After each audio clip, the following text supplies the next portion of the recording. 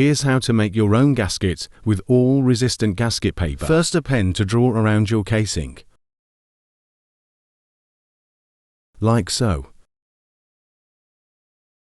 Then cut it out. Then rub your finger lightly around the inner edge. You will see the imprint on opposite side. Then draw around the line you just made and cut it out. Like I did here already. Next you will need a ball bearing or a capped nut.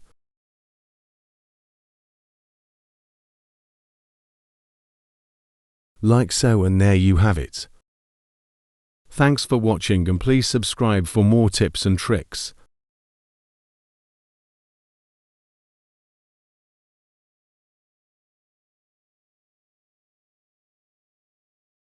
Thanks, and don't forget to subscribe.